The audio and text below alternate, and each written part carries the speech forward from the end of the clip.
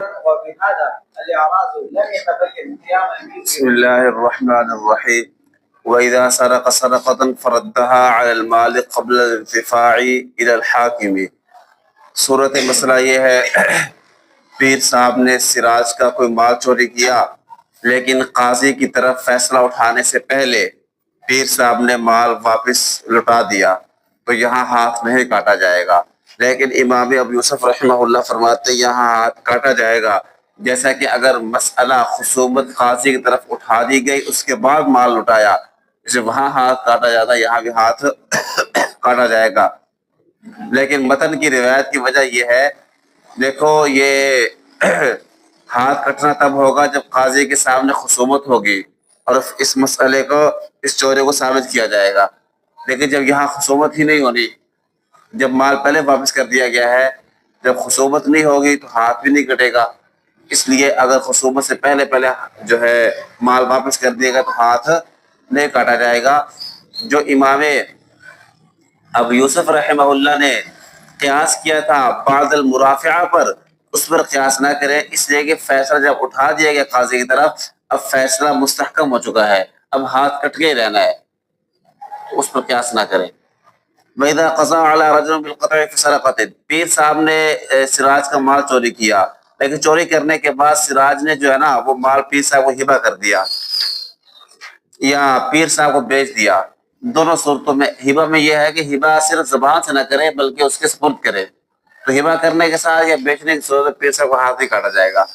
لیکن امام ظفر اور امام شافعی رحمہ اللہ فرماتے ہیں یہاں بھی ہاتھ کاٹا جائے گا، کیونکہ وہ کہتے ہیں کہ سرقہ جو ہے نا یہ ثابت ہو جانے کے بعد اپنی انتہا کو پہنچ چکا ہے، اب ملک کے آنے سے یا ہبہ کرنے سے وہ سرقہ ختم نہیں ہوگا اور نہ شبہ پیدا ہوگا اس کے اندر، اس لیے اب اس کا ہاتھ کٹ کے رہے گا۔ مولانا اندر امضاء، یہاں سے ہم احناف کی دلیل پیش کی، ہم کہتے ہیں دیکھو ہم پہلے بھی عرض کر چکے، قضا نام ہے آخری حد تک جانے کا، یعنی حدود کے باب میں ہاتھ کٹنے سمے تک کو قضا کہتے ہیں۔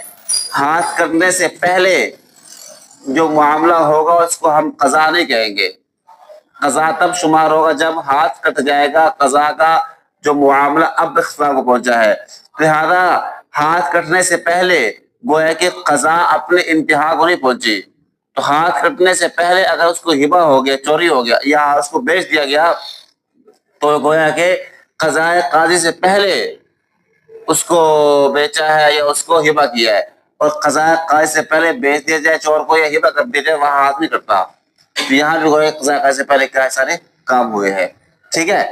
وَكَذَلِكَ إِذَا انْقَضَتْ قِيمَتُهَا، ایسے ہی پیر صاحب نے 10 درہم کی کچھ چیز چوری کی سراج کی، لیکن چوری کرنے کے بعد جو ہے نا ہاتھ کٹنے سے پہلے، قاضی کے فیصلے سے پہلے اس کی قیمت 9 درہم ہو گئی، قیمت گھٹ گئی، اب کیا ہوگا؟ تب بھی امام صاحب کا نزدیک ہاتھ نہیں کاٹا جائے گا، لیکن امام محمد، امام ظفر، امام شافعی رحمہ اللہ فرماتے یہاں ہاتھ کاٹا جائے گا۔ وہ قیاس کرتے ہیں عین کے نقصان پر، مثال کے طور پر پیر صاحب نے 10 درہم چوری کیے، چوری کرنے کے بعد 1 درہم پیر صاحب سے گم ہو گیا، تو یہ عین میں نقصان ہو گیا نا، تو یہاں پر 1 درہم گم ہونے کے باوجود پیر صاحب ہاتھ کٹے گا۔ ایسے ہی اگر اس چیز کی قیمت 10 درہم تھی لیکن ہاتھ کٹنے سے پہلے 10 درہم سے کم ہو گئی، تب بھی ہاتھ کٹے گا۔ ورنہ سے احناف کی دلیل ہم کہتے دیکھو نصاب کا کمال چوری سے لے کر ہاتھ کٹنے تک ضروری ہے، اور یہاں ہاتھ کٹتے ہوئے چوری کا نصاب کیا ہے؟ کم ہو چکا ہے، اس لیے ہاتھ نہیں کٹے گا۔ باقی جو امام محمد وغیرہ نے قیاس کیا عین کے نقصان پر، تو ہم کہ اس پر قیاس نہ کرو، اس لیے کہ یہاں جو عین کا نقصان ہے یہ چور پر لازم ہے اس کو پورا کرنا، کیوں اس سے گم ہوا ہے، اس نے سستی کی ہے، اس لیے اگر 1 درہم گم ہو گیا تو وہاں پر پیر صاحب سے ہم کہیں گے چور سے کہ آپ 1 درہم اپنی طرف سے ملاؤ، 10 پورے کرو، تو وہاں پورا نصاب گویا کہ موجود ہے۔ جیسے کہ اگر سارے ہی گم کر دیتا کہ 10 درہم چوری کیے، چوری کرنے کے بعد جو ہے نا پیر صاحب 10 گم ہو گئے، تو وہاں پر بھی ہاتھ کٹتا، ایسے 1 آدھ گم ہوا تب بھی ہاتھ کٹے گا، اور اس چوری کو ہم پورا کروائیں گے پیر صاحب سے۔ باقی جو قیمت کم ہوتی ہے، مثال کے طور پر پیر صاحب نے 10 درہم کی کچھ چیز اٹھائی، ہاتھ کٹنے سے پہلے وہ قیمت گرا گئی اپنی، مثال کے طور پر پیر صاحب نے جو ہے نا موٹر سائیکل چوری کی، اس کی قیمت 10 درہم تھی، لیکن جب ہاں کرنے کا وقت آیا باقی ریٹ کم ہو گیا اس کا، وہ 9 درہم کی ہو گئی. تو یہاں ریٹ کم ہونے پہ سب کیا قصور ہے؟ اس لیے اگر ریٹ کم ہوتا ہے تو اس کا کوئی قصور نہیں ہے، اس لیے وہاں آدھی کٹے گا. ہاں اگر کچھ چیز گم ہوتی ہے تو گم ہونے میں اس کا قصور ہے، اس سے اس کو پورا کروایا جائے گا اور اس کا ہاتھ کاٹا جائے گا. ٹھیک ہے. وَيَدَّعِ السَّارِقُ أَنَّ الْعَيْنَ الْمَسْرُوقَةَ. صورت مسئلہ یہ ہے کہ چور نے دعویٰ کیا کہ جو میں نے چوری کی ہے نا، یہ چیز سراج کی، یہ تو میری ہے، یہ اس کی ہے ہی نہیں. تو ماں اس کے دعویٰ کرنے سے ہی ہاتھ نہیں کاٹیں گے ہم، اگرچہ دعوے پر ایک گواہ پیش نہ کرے. چوری ثابت ہوئی گواہوں کے ذریعے سے، عین موقع پر کہہ دیا سر یہ میری چیز ہے، تو ہاتھ نہیں کٹے گا. لیکن امام شافعی رحمہ اللہ فرماتے ہیں ہاتھ کٹے گا، اس لیے کہ وہ کہتے ہیں محض دعوے سے اگر یہ ہاتھ کٹنا بند کر دے پھر کوئی چور بھی ہاتھ نہیں کٹوائے گا. وہ یہ کہہ دے گا موقع پر کہ یہ میری ہے. جب وہ چوری کرنے سے نہیں ڈرا تو جھوٹ بولنے سے کہاں ڈرے گا؟ وہ کہہ دے گا میری ہے، پھر کیا کریں گے؟ اس لیے وہ کہتے ہیں پھر تو یہ سد باب ہو جائے گا حد کا. اس لیے محض دعویٰ کرنا پیر صاحب میری ہے اس کو ہم نہیں مانیں گے، اس کا ہاتھ کاٹیں گے. لیکن ہم آپ کہتے ہیں نہیں، اس کا یہ محض دعویٰ چیز میری ہے، اس سے شبہ تو پیدا ہو گیا نا، ہو سکتا ہے اس کے ہو. تو حدود کے اندر شبہات پیدا ہونا یہ حدود کو ثابت کرنے کے لیے کافی ہوتے ہیں. ٹھیک ہے. جیسا کہ اگر ایک آدمی نے کسی چیز کے چوری کا اقرار کیا یا کسی شراب پینے کا اقرار کیا، اقرار کے بعد اقرار سے رجوع کر لیا تو معتبر ہوتا ہے نا، معتبر ہوتا ہے. ایسے یہاں پر بھی اگر وہ یہ کہہ دے کہ چیز میری ہے تو اس کی اقرار معتبر مانا جائے گا. وَإِذَا قَرَّ رَجُلَانِ بِسَرْقَةٍ ثُمَّ قَالَ أَحَدُهُمَا هُوَ مَالِي. پیر صاحب اور رضوان نے مل کر اقرار کیا کہ ہم نے یہ 10 درہم پیر صاحب کو چرائے ہیں. پھر تھوڑی دیر کے بعد پیر صاحب کہتا ہے یہ مال میرا ہے. رضوان نے نہیں کہا، صرف ایک پیر صاحب نے کہا. تو دونوں کا ہاتھ نہیں کاٹا جائے گا، کیونکہ یہ رجوع دونوں کے حق میں ثابت ہوگا. کیونکہ جب ایک نے کہہ دیا میرا ہے تو دوسرے کے حق میں شبہ پیدا کرے گا، کیونکہ یہ چوری کے اقرار میں شریک تھے. تو چوری کے اقرار میں شرکت اس بات کا شبہ دے گی کہ ہو سکتا ہے کہ ملک میں بھی شریک ہو. اس لیے شبہ کی بنیاد پر جیسے پیر صاحب سے حد ساقط ہوگی ویسے رضوان سے کیا ہو جائے گی؟ حد ساقط ہو جائے گی. وہی فَإِنْ سَرَقَا ثُمَّ غَابَ أَحَدُهُمَا. پیر صاحب اور رضوان نے مل کر چوری کی، پھر رضوان غائب ہو گیا اور 2 گواہوں نے گواہی دی دونوں کو چوری پر، تو پیر صاحب کا ہاتھ کاٹ دیا جائے گا امام صاحب کے قول میں. اور یہی صاحب کا قول ہے. اگرچہ پہلا قول امام صاحب کا یہ تھا اگر رضوان غائب ہو گیا تو پیر صاحب کا ہاتھ نہیں کاٹا جائے گا کیونکہ شبہ موجود ہے، ہو سکتا ہے وہ غائب اگر دعویٰ کرتے چیز میری ہے. لیکن دوسرا قول اور جو جس پر آخر تک قائم رہے وہ یہ تھا کہ اگر غائب چلا گیا ایک آدمی تو موجودہ پر حد لگا دی جائے گی. اور یہ شبہ کہ ہو سکتا ہے غائب اگر دعویٰ کرے میری ہے، اس کو ہم قبول نہیں کریں گے، اس کو خاطر میں نہیں لائیں گے، اس لیے کہ غائب معدوم کی مانند ہو گیا ہے، گویا کہ وہ تھا ہی نہیں. جب وہ تھا ہی نہیں تو اس کے شبہ کا بھی اعتبار نہیں ہے. اور ویسے بھی آپ نے پڑھا کہ ایسے شبہات ایسے وہموں سے حدود کے اندر قطع نظر ہوتا ہے اور حد جاری کر دی جاتی ہے. ٹھیک ہے. وَإِذَا قَرَّ الْعَبْدُ الْمَحْجُورُ عَلَيْهِ. پیر صاحب کا رضوان کا ایک غلام تھا، پیر صاحب رضوان کا غلام ہے پیر صاحب. رضوان نے اذان رکھا ہے اس کا، اور اس نے پیر صاحب غلام کو تجارت کی اجازت نہیں دے رکھی، محجور ہے. اس دوران پیر غلام نے اقرار کیا 10 درہم چوری کا، اور یہ کہتا ہے میں نے 10 درہم سراج کی چرائے ہیں. اور پیر کا جو آقا ہے رضوان وہ کہتا ہے نہیں یہ درہم میرے ہیں. ٹھیک ہے. مسئلہ سمجھ میں آیا؟ تو فرماتے ہیں کہ اس صورت میں امام ابو حنیفہ رحمہ اللہ کے نزدیک ہاتھ پیر صاحب کاٹ دیا جائے گا، اور درہم جو ہے یہ مسروق من یعنی سراج کی طرف لٹا دیے جائیں گے۔ اور امام ابو یوسف رحمہ اللہ فرماتے ہیں ہاتھ تو کاٹ دیا جائے گا اقرار کی وجہ سے، اور 10 درہم جو ہے وہ سراج کے نہیں ہوں گے بلکہ وہ رضوان مولا کے ہوں گے۔ اور امام محمد رحمہ اللہ فرماتے ہیں کہ اس اقرار کی وجہ سے ہاتھ بھی نہیں کاٹا جائے گا اور 10 درہم بھی مولا کے ہوں گے۔ سمجھ آگے بات؟ اور یہی قول امام ظفر رحمہ اللہ کا ہے۔ یہ مسئلہ ختم، دلائل اگلے مسئلے میں آئیں گے۔ ولو اقر بسرقۃ مال مستہلک، یہ تھا کہ مال موجود تھا اس کے اقرار کر رہا ہے۔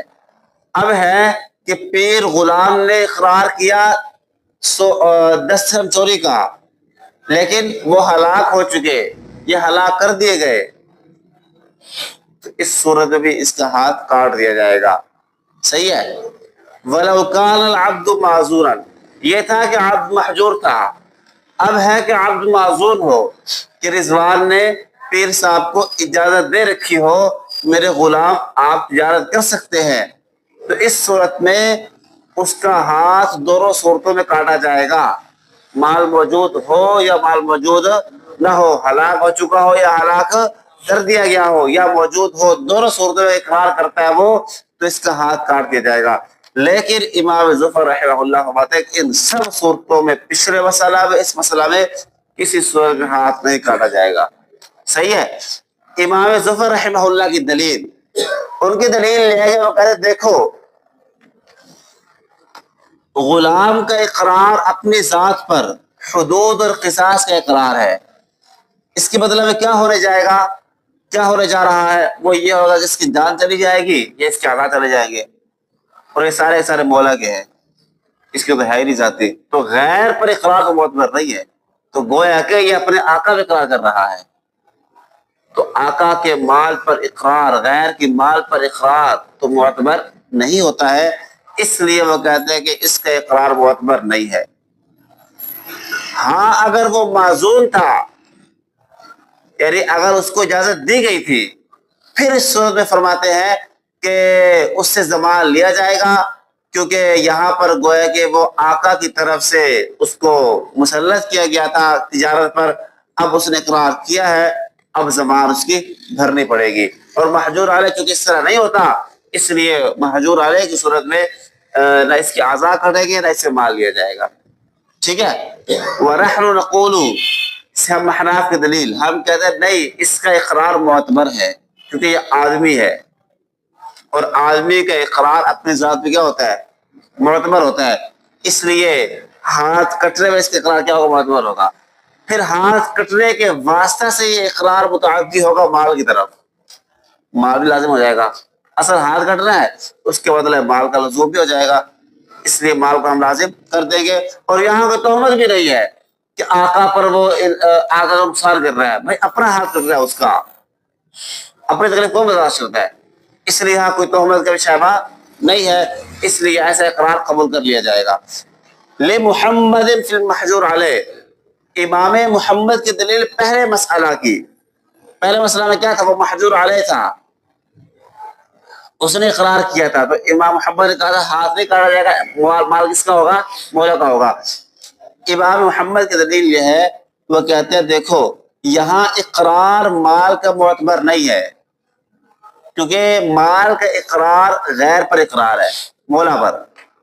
ٹھیک ہے، یہی تو وجہ ہے کہ اگر وہ غصب کا اقرار کرتا ہے تو غصب کا اقرار معتبر نہیں ہوتا، لہٰذا جب اقرار معتبر نہیں ہے تو مال مولا کرے گا، جب مال مولا کا رہے گا تو گویا کہ مولا کے مال کا اقرار کر رہا ہے وہ، تو مولا کے مال چوری کیا جائے تو وہ ہاتھ نہیں کرتا، اس لیے ہاتھ یہاں پر نہیں کٹے گا۔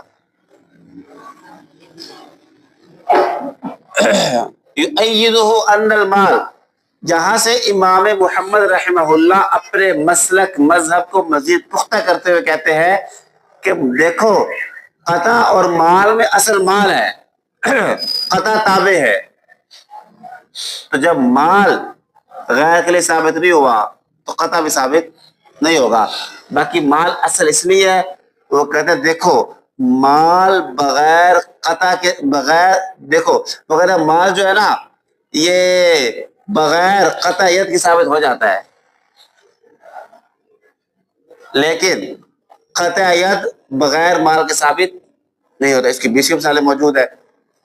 تو جب مال بغیر قطع ید کے ثابت ہوتا ہے اور قطع ید بغیر مال کے ثابت نہیں ہوتا، اس کا مطلب کہ مال اصل ہے، قطع ید کیا اس کے تابع ہے. لہذا جب اصل جو ہے وہ غیر کے ثابت نہیں ہو سکتا، تابع قطع ید میں ثابت نہیں ہوگا. ہاں اگر وہ معزون تھا پھر وہ کہتے ہیں کہ مال کا اقرار چونکہ معتبر ہے، کیونکہ آقا کی اجازت ہے، تو جب مال کا اقرار معتبر ہوگا تو پھر ہاتھ بھی کٹ جائے گا اس کا. ٹھیک ہے. جی کدھر پہنچ گئے؟ ولی ابی یوسف، امام ابو یوسف رحمہ اللہ کی دلیل، انہوں نے کیا کہا تھا؟ قطع ید ہوگا اور مال مولا کے لیے ہوگا. ان کی دلیل یہ ہے کہ وہ کہتے ہیں دیکھو یہاں پر غلام دو اقرار کر رہا ہے. ایک اقرار قطع کا ہے کہ میرا ہاتھ کٹنا چاہیے اور اپنی ذات پر ہے، اور ایک اقرار مال کا ہے کہ مال مجھ پر لازم ہے، اور یہ اقرار مولا پر ہے. مولا کو مانا جائے گا نا. اپنی ذات پر جو اقرار ہے قطع ید کا وہ مان لیا جائے گا، اور جو غیر پر مولا پر اقرار ہے وہ موت پر نہیں ہوگا. اس لیے قطع ید ہو جائے گا اور مال مولا کو واپس دلایا جائے گا. اور اس کی 20 مثالیں موجود ہیں کہ قطع ید ہو اور مال لازم نہ ہو. قطع ید بغیر مال کے لزوم کے ہو جاتا ہے. مثال کے طور پر اس کی مثال لے لیں. یہ پیر صاحب ہیں، فرض کریں پیر صاحب نے کہا جو ساتھ کے ہاتھ میں، جی پیر صاحب نے کہا جو رضوان کے ہاتھ میں مال ہے، میں نے اس کو ساتھ کے ہاتھ سے چوری کیا ہے. ٹھیک ہے. اور رضوان کہتا ہے نہیں وہ مال تو میرا ہے، مال جو بھی ہو، کپڑا فرض کر لیں. پیر صاحب کہتا ہے جو کپڑا رضوان کے ہاتھ میں ہے اس کو میں نے عمر کے ساتھ کے ہاتھ چوری کیا ہے. رضوان کہتا ہے کپڑا میرا ہے. اب کپڑا رضوان کا ہے، ساتھ کا ہے، اس کے ہم نہیں جائیں گے، ہم نے اس کا ہاتھ کاٹ دینا ہے کیونکہ اس نے اقرار جرم کر لیا ہے. وہ بھلے جس کا بھی ہو، اتنا جو اقرار ہوگا نے چوری کیا ہے. اب دیکھو قطع ید بغیر خصومت کے لازم ثابت ہو رہا ہے نا. حالانکہ یہاں خصومت نہیں ہوئی اور نہ ہی ہو رہی ہے، یہاں پر اقرار پائے گا یہاں پر. تو قطع ید بغیر خصومت بغیر مال کے ثابت ہو جاتا ہے. یہاں پہ قطع کر دیں گے، مال نہیں لازم کریں گے ہم. سمجھ آگے بات؟ جی ولی ابی حنیفہ، امام صاحب کی دلیل، امام صاحب نے فرمایا ایسا مسئلہ کیا تھا؟ انہوں نے کہا تھا کہ قطع ید ہوگا اور مال سراج مسروق من کی طرف ہٹایا جائے گا. امام صاحب کی دلیل یہ ہے، وہ کہتے ہیں اقرار معتبر ہے کیونکہ وہ آدمی نے اقرار کیا ہے، اور آدمی کا اقرار اپنے ساتھ کیا ہوتا ہے؟ معتبر ہوتا ہے. جب 3 سال کیا میں چوری کیا ہے، اقرار ہو گیا، چوری ثابت ہو جائے گی.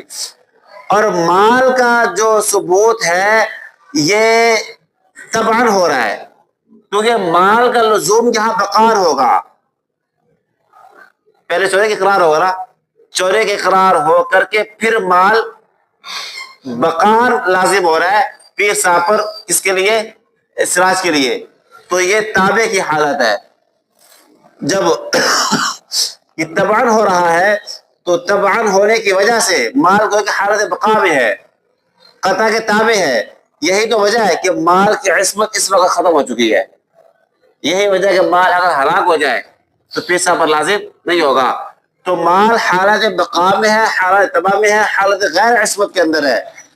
جب اس حالت کے اندر ہے تو لہذا جب قطع اصل ثابت ہو رہا ہے تو مال جو تابع ہے وہ بطریق التزام بطریق تباہ ثابت کر دیا جائے گا. اس میں کوئی حرج نہیں ہے، بخلاف مسعد الحر. باقی جو امام ابو یوسف نے مسئلہ حر پر قیاس کیا تھا، ابھی جو مثال دی کہ ایک آزاد آدمی، مثال کے اوپر صاحب آزاد ہے، ہم نے کہا تھا ابھی کہ اس نے کہا کہ جو رضوان کے ہاتھ میں کپڑا ہے وہ میں نے چرایا ہے کیا کہتے ہیں سعد کے ہاتھ سے، اس پر قیاس کیا. ہم اس پر قیاس نہ کرو، اس لیے کہ وہاں پر سعد مودا تھا، وہ کپڑا اصل میں تھا رضوان کا ہی. پیر صاحب نے مودا کے ہاتھ چرایا تھا، تو مودا کے ہاتھ سے چرانا اصل کے ہاتھ چرانا ہے، تو وہاں اس لیے حد لگ رہی تھی. اور یہاں آقا کا مال ہے، آقا کا مال چرانے کی صورت میں حد نہیں لگا کرتی. یہ سارے تفاصیل اس وقت ہے کہ جب آقا یہ اس بات کا جھٹلا دے کہ یہ میرا غلام جو اقرار کر رہا ہے کہ یہ مال سراج کا ہے، سراج کا نہیں میرا ہے. لیکن اگر آقا اقرار کر لے، آقا کہے ہاں واقعی یہ مال میرا نہیں اسی کا ہے، تو پھر تمام صورتوں میں بالاتفاق پیر صاحب کا ہاتھ کاٹا جائے گا. بات سمجھ آ گئی ہے؟ یہ اختلاف سارا جو جھنجھٹ نکلا یہاں پر آپ نے سنا، یہ تب ہے کہ جب پیر صاحب کا آقا پیر صاحب کو جھلا رہا ہو اور کہہ رہا ہو کہ پیر صاحب کے پاس 10 رب میرے ہیں، چور مسروق منچ سراج کے نہیں ہے، تب ہے. ورنہ اگر رضوان آقا جو پیر صاحب کا ہے اقرار کر لے کہ بھائی یہ درہم باقی میرے نہیں ہے کسی اور کے ہیں، تو پھر اس نے اقرار بھی کر لیا تو بات مزید پختہ ہو گئی. اب بالاتفاق اس کا ہاتھ کاٹ دیا جائے گا. وَإِذَا قَطَعَ السَّارِقُ وَالْعَيْنُ قَائِمَةٌ فِي يَدِ رُدَّ صَاحِبِهَا. پیر صاحب نے اگلا مسئلہ، پچھلا مسئلہ ختم. پیر صاحب نے اقرار کر لیا تھا چوری کا، ہاں اقرار ہو گیا، جو بہرحال ثابت ہو چکا اقرار سے یا گواہوں سے کہ پیر صاحب نے چوری کی ہے، ہاتھ کاٹ دیا گیا. ہاتھ کٹنے کے بعد وہ مال موجود ہے بعینہ ہی، تو وہ مالک کی طرف واپس کیا جائے گا، کیونکہ بہرحال اس پر بالکل اصل مالک ہی ہے. لیکن اگر ہلاک ہو چکا یا ہلاک کر دیا گیا، مستحلق کا دونوں معنی استعمال ہوتا ہے. ہلاک ہو گئے، ہلاک کر دیا گیا تو پھر ضامن نہیں ہوگا. یہ ہے ہلاک ہو جائے ہلاک کر دے دونوں صورتوں میں. لیکن امام شافعی امام حسن سے روایت ہے، وہ کہتے ہیں اگر ہلاک کر دے پھر ضامن ہوگا. اور امام شافعی رحمہ اللہ فرماتے ہیں کہ دونوں صورتوں میں ہلاک کرے یا ہو جائے، دونوں صورتوں میں چور کیا ہوگا؟ پیر صاحب ضامن ہوگا. کیونکہ وہ کہتے ہیں دونوں الگ الگ حق ہیں. ہاتھ کٹنا شریعت کا حق ہے اور مال بندے کا حق ہے، تو شریعت کا حق الگ ہے، بندے کا حق الگ ہے، دونوں کو ضم نہیں کیا جائے گا. لہذا دونوں کو الگ الگ کر کے الگ الگ حقوق دلوائے جائیں گے. اس پر دو مثالیں پیش کی انہوں نے. جیسے مثال کے طور پر پیر صاحب حج عمرہ کرنے گئے، وہاں بھی چوری سے باز نہ آئے. وہاں جا کر جو ہے انہوں نے حرم کے اندر کسی آدمی کا گھر سے پرندہ چرا لیا، تو یہاں پیر صاحب پر دو حدیں لگے گی. ایک تو شریعت کی حد ہے کہ شرعاً شکار اس کا حرم کا محفوظ ہوتا ہے، اس نے چھیڑ خانی کی ہے، اس کی زمان آئے گی. اور پھر اس نے ایک اس کو نا پکڑ کے ہلاک کر دیا ہے، تو دو زمانے آئیں گے. ایک تو شریعت کی وجہ سے کہ اس نے حرم کے شکار کو ہلاک کیا ہے، دوسرا مالک کے حق کی وجہ سے اس نے ایک آدمی کو مملوک کو کیا ضائع کیا ہے. دیکھو یہاں بھی شریعت کا حق الگ لیا جا رہا ہے اور بندے کا حق الگ لیا جا رہا ہے. ایسے ہی پیر صاحب نے جو ہے نا کیا کیا، ایک ذمہ آدمی تھا، اس کی شراب پڑی تھی، پیر صاحب نے جا کر چپے سے شراب چرا لی اور اس نے شراب پی لی. تو یہاں پر پیر صاحب دو زمانے آئیں گے. ایک تو شراب پی ہے، شریعت کے حق کی وجہ سے اس پر زمان آئے گا، اور دوسرا جو ہے اس نے ذمی کا مال چرایا ہے، اس کے حق میں تو یہ مال محفوظ تھا نا، تو بندے کے حق کی وجہ سے اس پر زمان آئے گی. دیکھو دونوں مثالوں میں دیکھا آپ نے، بندے کا حق الگ لیا جا رہا ہے، اللہ کا حق الگ لیا جا رہا ہے. وہاں پر بھی چور نے چوری کر لی تو اللہ کا حق الگ لیا جائے گا قطعیت کے ساتھ، اور بندے کا حق الگ لیا جائے گا اس کو مال واپس دلوانے کے ساتھ، چاہے وہ ہلاک ہو جائے یا ہلاک کر دے، بہرحال پیر صاحب دینا پڑے گا. ورنہ سے ہم احناف کی دلیل ہم کہتے ہیں نہیں، اگر مال ہلاک ہو جائے تو زمان نہیں آئے گا، کیونکہ اللہ کے نبی نے فرمایا لا غرم علی السارق بعدما قطعت یمینہ، کہ پیر صاحب پر چور پر زمان نہیں ہے یہاں تک کہ جب ہاتھ کٹ جائے. اس کا ہاتھ کٹنے کے بعد چور پر زمان نہیں آتی. تو حدیث پاک واضح آ گیا ہے، اس لیے زمان نہیں لی جائے گی. وَلِأَنَّ وُجُوبَ الزَّمَانِ يُنَافِي الْقَطْعَ. یہاں سے دوسری عقلی دلیل ہماری، ہم کہتے ہیں دیکھو یہاں پر جو ہے نا، اگر ہم لازم کریں زمان کو اس کا مطلب ہوگا کہ پیر صاحب اس چیز کے مالک بن چکے آپ، اور یہ ملک مسترد ہوگی اس وقت کی طرح جب وہ لے رہا تھا، جب چیز چوری کر رہا تھا، گویا کہ پھر یہ ملکیت کی نسبت ہم اس وقت طرف کریں گے، اس وقت سے مالک بن چکا ہے۔ جب اس وقت سے مالک بن چکا ہے تو پھر قطعیت کیوں کر رہے ہیں؟ مالک ہے وہ تو، پھر قطعیت نہیں ہونا چاہیے۔ تو اس لیے پھر قطعیت میں وہ آئے گا، شبہ آئے گا، اس لیے ہم اس پر چٹی لازم نہیں کر سکتے، کیونکہ چٹی اس بات کو ثابت کرے گی کہ اس کی ملکیت شروع وقت سے ہے، اور جب شروع وقت سے ملکیت ثابت کر دیں گے تو پھر قطعیت کا سوال پیدا نہیں ہو سکتا۔ اس لیے قطعیت کو برقرار رکھنے کے لیے ہم اس پر زبان کو لازم نہیں کریں گے۔ اور دوسری عقلی دلیل یہ ہے، دیکھو یہ محل جو ہے مال مسروق، یہ اس وقت معصوم نہیں رہا، جب ہاتھ کٹ چکا مال کے بدلہ میں تو یہ معصومیت سے نکل گیا، جب معصومیت سے نکل گیا تو لہذا اس کی عصمت ختم ہو جانے کی وجہ سے اس پر زمان لازم ہم نہیں کر سکتے۔ جیسے مردار کی زمان لازم نہیں ہوتی، ایسے اس کی بھی زمان لازم نہیں ہوگی۔ ہاں اگر ہلاک کر دے، پھر اس صورت میں فرماتے ہیں ہلاک کر دینے کی صورت میں یہ فعل آخر پایا گیا ہے سرقہ کے علاوہ، یہ گویا کہ ایک امر آخر ہے ہلاک کرنا، تو ہلاک کرنے کی وجہ سے اس کا عصمت ختم نہیں ہوگی، پھر جو اس صورت میں اس پر زمان لازم ہونی چاہیے۔ لیکن راجح قول پھر بھی یہی ہے، ہلاک کرے یا ہلاک ہو، دونوں صورتوں میں اس پر زمان لازم نہیں ہوگی، ٹھیک ہے؟ کیونکہ زمان لازم کرنے میں بہر صورت شبہ کا احتمال رہتا ہے، تو شبہ کی وجہ سے ہم زمان لازم نہیں کریں گے۔ باقی یہ بات ساری، باقی کوئی اور بات نہیں اس بارے میں۔ قال ومن سرق سرقات، پیر صاحب نے کئی چوریاں کی، اظہار کی بھی کر لی، اور جی ابھی صاحب کی بھی کر لی، ایسے ہی اس کی اعظم منیر کی بھی کر لی، فیاض کی بھی کر لی۔ اس کا دا لگا، اس نے ساروں کے بکسے کھولے، الماریاں کھولے، چل بھی سب سمیٹ لیا کہ اب اچھا موقع، پھر پتہ موقع لگے نہ لگے، ٹھیک۔ اب کیا ہوگا؟ تو فرمایا کہ ان تمام چوریوں کے بدلہ میں اس کا ایک ہی مرتبہ ہاتھ کاٹا جائے گا، ٹھیک ہے؟ آسانی ہوگی، پیر صاحب ایک دم چوری کرنا کٹھی، اور فرمایا کہ کسی ایک کی چوری کے ضامن نہیں ہوگا۔ آپ 10 چوریاں کر لی فرض کر لیں، تو 10 کے بدلہ میں ایک ہی مرتبہ ہاتھ کاٹا جائے گا۔ لیکن صاحبین فرماتے ہیں نہیں، یہ ہاتھ کٹنا سب کی طرف سے کافی نہیں ہوگا، صرف اس کی طرف سے ہوگا جس نے اس مقدمے کو اولا اٹھایا ہے، اس کی طرف سے ہاتھ کٹنا ہو جائے گا، لیکن باقیوں کی طرف ہاتھ کٹنا نہیں ہوگا۔ باقیوں کو پیر صاحب پر لازم ہوگا کہ ٹماٹر بیچ کر سب کا حق ادا کرے۔ وَمَعْنَ الْمَسْأَلَةِ إِذَا حَضَرَ أَحَدُهُمْ، یہ تب ہے کہ جب ان میں سے کوئی ایک حاضر ہوا، باقی بعد میں آئے، تو ایک کی طرف سے ہاتھ کٹنا ہو جائے گا، باقیوں کا حق دینا پڑے گا اس کو۔ لیکن اگر سارے کٹھے حاضر ہو گئے، ایک ہی دم سب نے مقدمہ رکھ دیا اور ایک ہی دم میں ہاتھ کاٹ دیا گیا، تو اب بالاتفاق کسی چوری کا ضامن نہیں ہوگا، اب سب چوریوں کی طرف سے یہ ادا سمجھا جائے گا، لہما سے۔ لیکن صاحبہ نے فرمایا اکٹھے حاضر ہوں یا کہ بعد دیگرے حاضر ہوں، صرف ایک کی طرف سے ہوگا، سب کی طرف سے نہیں ہوگا۔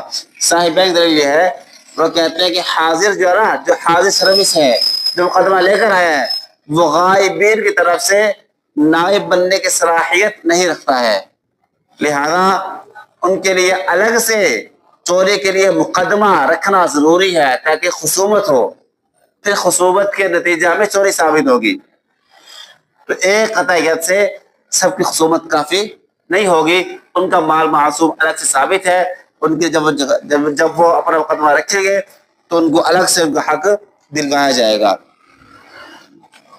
وَلَهُ سے امام صاحب کو دلیل، امام صاحب کو دلیل یہ ہے، وہ کہتے ہیں دیکھو یہاں قطعیت سب کی طرف سے ہو جائے گا ایک دفعہ میں، کیونکہ وہ حقوق اللہ ہے، اور حقوق اللہ میں جو سزائیں ہیں وہاں تداخل ہوتا ہے، اس سے یہاں تداخل کر دیا جائے گا، اور جو ہے سب کی طرف سے ہاتھ کٹنا شمار ہو جائے گا۔